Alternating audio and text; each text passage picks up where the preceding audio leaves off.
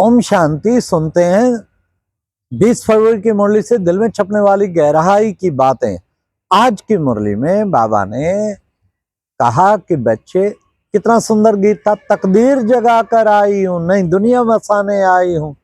बाबा कहते तुम सब आत्माएं तकदीर जगाने आए बच्चे, तुम यहाँ पर अपनी तकदीर। और फिर बाबा ने कहा कि तुम नई दुनिया, नया राज्य लेने आए हो। बाबा ने कहा देखो ये माला बनी हुई है ना, स्कॉलरशिप जिन्होंने ली है उनकी माला बनी है। जो अच्छी रीति पुरुषार्थ करते हैं, खूब पढ़ाई पढ़ते हैं, बाबा कमाई का रास्ता बताते हैं, फिर वो कमाई अच्छी करते हैं, स्कॉलरशिप के लायक बन जाते हैं। तो हम सबको स्कॉलरशिप के लायक बनना है। बाबा ने कहा तुम बन जाओ लायक, फिर मैं लड़ियां भी लगा दूंगा। माला के मणके की चिंता नहीं करो। फिर बाबा ने आज कितना सुंदर कहा कि बच्चे, बाबा ने कहा मैं लिबरेट करता हूं तुम सबको, मैं गाइड भी हूं और मुझे पुकारते हैं पतित पावन, आओ हम सबको ले चलो। तो मैं कैसे ले जाता हूं? वो गुरु भी कहते हैं भाई ले चलेंगे। क्या क्या सचमुच सबको पूछो, क्या आप हम सबको साथ ले चलेंगे? हजारों शिष्य क्या साथ ले जाएंगे? वो कभी नहीं कहेंगे हम ले जाएंगे। कोई प्रश्न भी है ना पूछ सके। बाबा तो आता है सबको वापस ले जाओ। बाबा ने कहा मैं तुमको मच्छरों सदृश है सबको वापस ले जाता हूं, मैं तुमको शांति धाम सुख धाम का मालिक बनाता हूं। बाबा ने कहा, बाबा का फरमान है बच्चे पवित्र जरूर बनना है। अब कई बच्चे फरमान फॉलो नहीं करते हैं, छिप कर आकर बैठ जाते हैं इंद्र सभा में, पतित होते हैं लेकिन छिप कर आके बैठ जाते। कोई बात नहीं, बाबा ने कहा अपना ही नुकसान करते हैं। ये समझो जैसे कि अपने आप को ठगते हैं, तो अपने को ठगना नहीं है। इसलिए पवित्र जरूर बनना है, बाप की आज्ञा है उसको फॉलो करना है। पवित्र बनेंगे तो पवित्र दुनिया का मालिक बनेंगे।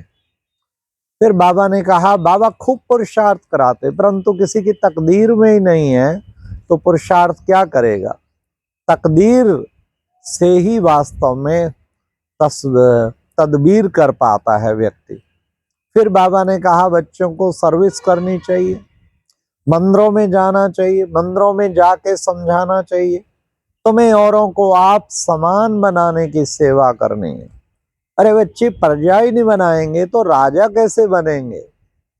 प्रजा में साहूकार प्रजा भी होती, साधारण प्रजा भी होती। दास दासी बनने से तो प्रजा अच्छा। तो बाबा ने कहा कि बच्चे तुम्हें अच्छी तरह पुरुषार्थ करके राजाओं का भी राजा बनना है। पढ़ाई का कई स्टूडेंट को कितना शौक होता है, तुम बच्चों को भी शौक होना चाहिए। कईयों को तो पढ़ाई का शौक ही नहीं है, कईयों को बहुत शौक है तो अच्छी रीति पढ़ने में लगे रहते हैं।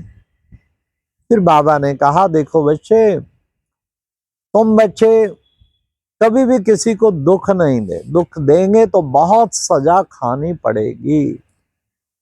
इसलिए बाबा ने कहा दुख कभी नहीं देना। तो बाबा ने कहा आश्चर्यवत सुनंती कथंती अहो मम माया, बाबा बाबा कलवंती अहो मम माया, तेरे द्वारा भागंती हो जाते हैं। बाबा का ज्ञान छोड़ जाते हैं। पर कोई बात नहीं, ये अविनाशी ज्ञान है, इसका विनाश नहीं होता परंतु पद भ्रष्ट हो जाएंगे। बाबा ने कहा पद भ्रष्ट जरूर हो जाएंगे। इसलिए तुम बच्चों को अच्छी तरह से पढ़ाई पढ़नी है, तो पढ़ाई पढ़ के औरों को भी लायक बनाना है।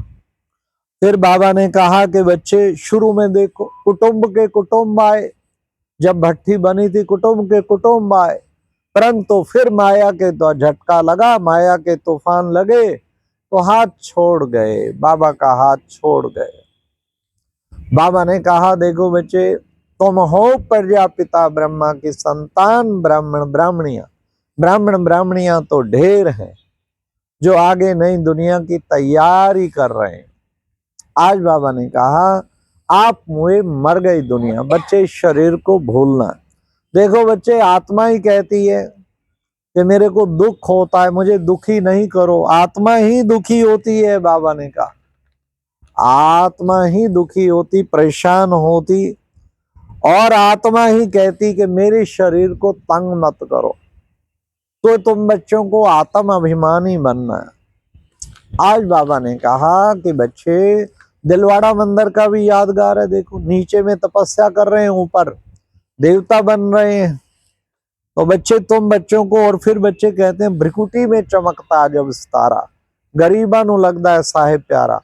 तो भ्रिकुटी में तुम आत्मा चमक रही हो, उस चमकती हुई आत्मा को सबको देखना है, उसी से तुम्हारा कल्याण होगा। तो बाबा ने कहा, आप मुए मर गई दुनिया, शरीर छूटा मैं आत्मा बनी, मेरे लिए तो पुरानी दुनिया ही खत्म हो गई। जितना योग में रहेंगे, ज्ञान की धारणा करेंगे, बच्चे याद बहुत जरूरी है।